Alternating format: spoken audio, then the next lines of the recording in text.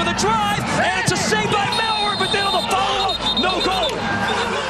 Instant replay time presented by Cheez-Its, and there is only one place to start, and that's Kansas City, where this 87th minute game-tying goal was called back by referee Armando Villarreal for a foul on Gadi Kinda for contact on FC Dallas goalkeeper Jimmy Maurer.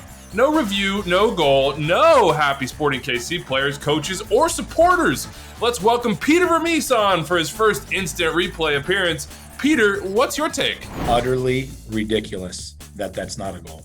It's actually if the ball doesn't enter the goal, then it should be a penalty for the goalkeeper tackling Gadi Kinda, and it would be a red card. Oh, thank you, Peter. In the words of Nebukadi, help me out, Charlie Davies. Do you agree with PV? I completely agree with Peter Vermees and the whole SKC squad. KC's Luis Martins takes that powerful shot, and Jimmy Maurer gives up a rebound right in front of him. SKC's Kinda cuts in front of his defender and gets the shot off. It rolls off of Maurer's hands, and Kinda gets to it first. At this point, Jimmy Maurer brings down Kinda. It's a penalty and a red card. He doesn't make an attempt to play the ball. This is clear and obvious to me that SKC got hosed.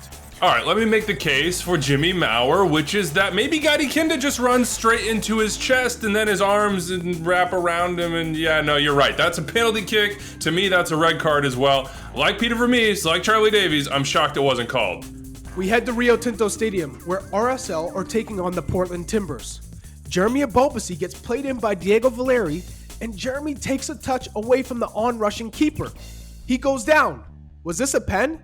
Live, my penalty kick alarm bells were going off. Ring, ring, ring, ring, ring, ring. And after watching it many times, they still are. It doesn't matter that Abobasi is angling away from goal or that the RSL defense is recovering to protect the goal line. Goalkeeper Andrew Putna challenges for the ball, he doesn't get it, and he takes Abobasi down by sliding through his left leg. The contact is clear. That's a foul, and if that's a foul, it should be a penalty kick. How about this one in Cincinnati, Charlie? This time, Crew goalkeeper Andrew Tarbell was called for a penalty in the 14th minute by referee Rubiel Vasquez. It's a penalty for me. Every goalkeeper has the right to come out and challenge in the box, but you have to make contact with the ball. Andrew Tarbell comes out and just clobbers into Alan Cruz without a touch on the cross. I gotta disagree, man. To me, that's a 50-50 ball that both guys are going for. If Alan Cruz is jumping straight up for the header, okay, but they're both diving in. And yes, there's contact from Tarbell, but I don't actually think it's enough contact to automatically warrant a foul. If I've got the whistle, I'm letting that one go, and I don't think we'd even be talking about it on instant replay. A struggling DC United hosts the Philadelphia Union, and DC are looking to get something out of the season by finishing the year on a positive note. We're in the 72nd minute, and DC are pushing for another goal. Their press results in a Jack Elliott giveaway. The ball gets to Eric Sorga, who fires a shot off the body of Alejandro Bedoya. After some appeals from the DC players, referee Marcos de Oliveira points to the spot. Was this the correct call? First off, Chuck, he fired a shot off the elbow of Alejandro Bedoya, and that is the key. For me, it's a penalty. Watch Bedoya's eyes and his reaction to the shot. It's his decision to jump and spin, and I think, whether intentional or not, to block the shot, Bedoya makes his body just a little bit bigger by poking out that elbow, which stops the shot on goal. It's not much, and I get why Philly were frustrated about this one. But to me, it's a movement toward the ball, however small. It's a shame, really, because I think Andre Blake had this one covered.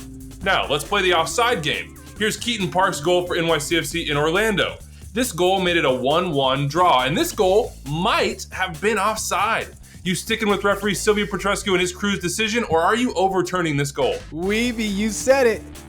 Might have been off. There isn't a definitive angle. Therefore, it can't be overturned because it is not clear and obvious. Let's move on. All right, moving on. We've got a bit of a theme going for the Red Bulls. First, Caden Clark bangers. Second, borderline offside calls for obstructing the goalkeeper's line of sight. 33rd minute against Toronto FC, Drew Yearwood has a hit. Bottom corner, nice one, man. First goal in MLS for the young Englishman, or so he thinks. Only, no, it's not, because referee Guido Gonzalez and his crew call it back for obstruction on Tom Barlow right here. And it's the right call. The camera angle from behind tells the tale. TFC goalkeeper Quentin Westberg is blocked. He can't see this one, and Barlow's in an offside position. Good call. It's the 60th minute, and Vancouver just made it 2-0 against LAFC at home. Christian Dahome picks off a poor pass and races down into the final third. LAFC center back Eddie Segura comes out to challenge and uses his body to put Dahomey off balance while he attempts to cross, resulting in a goal kick. We take a closer look, and it appears that Segura's elbow catches Dahomey across the chin. Eddie Segura was already on a yellow, but the play never went to VAR. Drew Fisher didn't recommend a review of the incident because he didn't feel it was grounds for violent conduct. For me, this is not a red card, and therefore cannot be reviewed for a yellow card offense, which would have surely sent him off. We end with a handball call on Vancouver's Jake Nerwinski in the 79th minute, a call that brought a goal back for LAFC via the spot. Pinso gets flagged for a video review by Fisher, and she makes what I believe to be the right call. There is no time for Nerwinski to react to this flick by Bryce Duke, but he's got his arm extended all the way out at shoulder level. You can't do that. Good work by the crew to get this one right. That's it from us. Remember, we take requests, so if you see something fishy, say something. Our Twitter handles are right here on the screen. As always, thanks to producer Rich Hernandez and editor Phil Lavanco for making us look good. We'll see you next time.